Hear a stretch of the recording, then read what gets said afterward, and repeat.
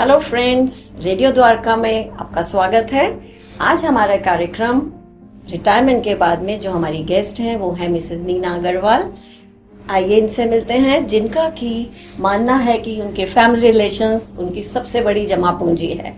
नीना जी एक home maker है और साथ में ये सोसाइटी के लिए हर वक्त कुछ ना कुछ करने के लिए बहुत प्रेरित रहती हैं। इन्होंने RWA में अपने प्रेशियस 7 इयर्स दिए हैं। तो इसी के साथ चलिए हम नीना जी से बात करते हैं। नीना जी, आपका बहुत बहुत स्वागत है। तो आप बताइए, आपने RWA में क्या सोचकर आप RWA में आई? मैं शुरू में तो नहीं RWA से आई हूँ, उनके साथ जुड़ी। मेरे फादर इन लॉ वो RWA के बहुत प्रेशियस पोस्ट पर थे। वो तो आपकी फैमिली ही सोशल वर्क में इंटरेस्टेड है। जैसे जैसे उनकी एज हुई तो वो थोड़ा स्लो हो गए, तो उन्होंने मेरे को अपने साथ असिस्ट करवाया। तो फिर रिटायरमेंट, जैसे वो रिटायर हो गए तो RWA वालों ने मुझे अप्रोच किया और उन्होंने मुझसे रिक्वेस्ट की कि मैं उनके साथ RWA में साथ इन्वॉल्व हो जाऊं। तो ये तो बहुत अच्छा है नीना जी। मुझे शौक शुरू से था। हाँ, बचपन से मैं अपने स्कूल टाइम पे भी एक्टिव थी सोशल स्कूल सर्विसेज में, तो इसलिए मुझे शौक तो था। फिर मैंने अपने 7 इयर्स RWA में एज ए ट्रेजरर मैंने उधर किया। तो आपका इरादा आगे भी इसमें जुड़े रहने का है? अब मेरा वो पैशन बन गया है। तो मैं कोशिश करती हूँ कि अपनी कॉलोनी का जो भी उनकी प्रॉब्लम्स होती हैं मैं उनको सॉल्व करूँ। अपनी कॉलोनी के रेजिडेंट्स को कोई दिक्कत नहीं आए। अरे तो नीना जी, आपका बचपन से जो आपका पैशन है वो आज तक कंटिन्यू, आगे भी आप इसको करना चाहती हैं। ये तो बहुत ही अच्छी एक बात है। लेकिन इसके अलावा आप कुछ और करना चाहती हैं, कुछ और इंटरेस्टिंग, या आपने सोचा हो? रिटायरमेंट वर्ड तो खैर आपके साथ नहीं जाता क्योंकि आप होम मेकर हैं और होम मेकर्स तो कभी रिटायर होती नहीं है। बच्चों के साथ बहुत बिजी रहते हैं जब।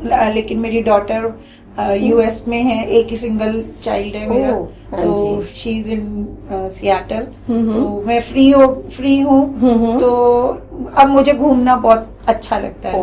घूमना अच्छा लगता है, शॉपिंग अच्छी लगती है।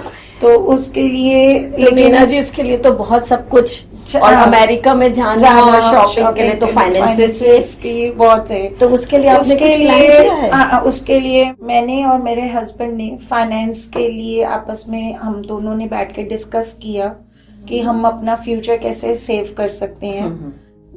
और फ्यूचर ऐसा सेव होना चाहिए कि हम अपने बच्चों पे डिपेंड ना हो।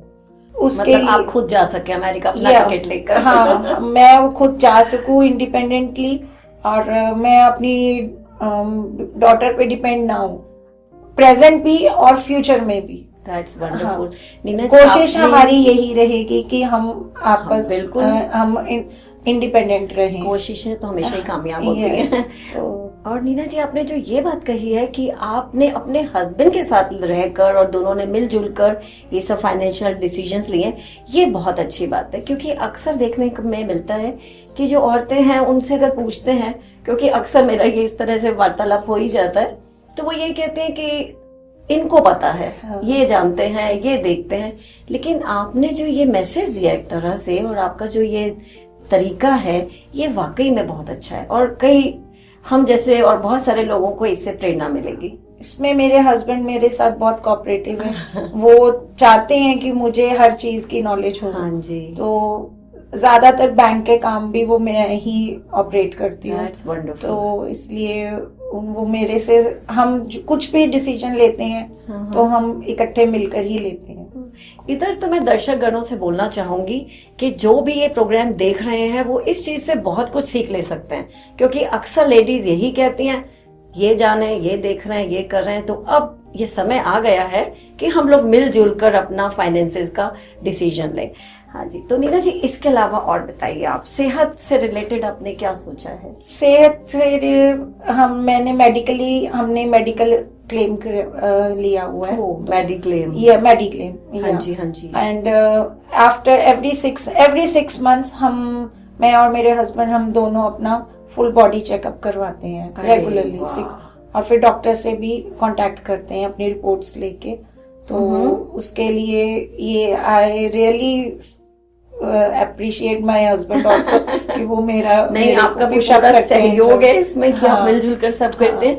तो दर्शकों को ये भी एक बात ध्यान रखनी चाहिए, हम लोग अक्सर सभी लोग मेडिक्लेम कराते हैं आज शायद, और मेडिकल के लिए हम लोग पैसे भी जोड़ के रखते हैं, फाइनेंसेस सब मैनेज करते हैं, लेकिन ये बहुत अच्छा इन्होंने एक पॉइंट बोला कि हर छठे महीने एवरी 6 मंथ ये लोग पूरा अपना मेडिकल चेकअप कराते हैं, जो कि बहुत जरूरी है।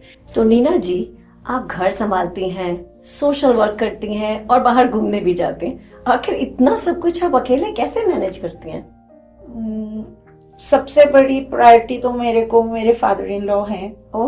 मैं उनका कोशिश पूरी करती हूँ कि उनको कभी कोई तकलीफ ना हो। मेरे फादर इन लॉ की एज जैसे बहुत 80+ हैं वो, तो वो मैं उनको मानती हूँ जैसे छोटे बच्चे होते हैं वैसे हैं। तो मैं उनकी तरफ उनका ध्यान रखती हूँ कि उनको किसी चीज की प्रॉब्लम ना हो। और जहां तक आपने पूछा कि आप कैसे मैनेज करते हैं, तो उसके लिए मैं एक ही बात बोलूंगी, अगर आपके मन में चाह है आपको, तो आपकी प्रायोरिटीज के लिए अपने आप टाइम निकल जाता है। बिल्कुल आपने सही कहा, जो पूरे समाज के लिए वाकई बहुत प्रशंसनीय है। तो इसके साथ साथ आपका बहुत बहुत धन्यवाद। तो फ्रेंड्स, इसी के साथ हम आपसे विदा लेते हैं। जुड़े रहिए हमारे रेडियो द्वारका से। धन्यवाद।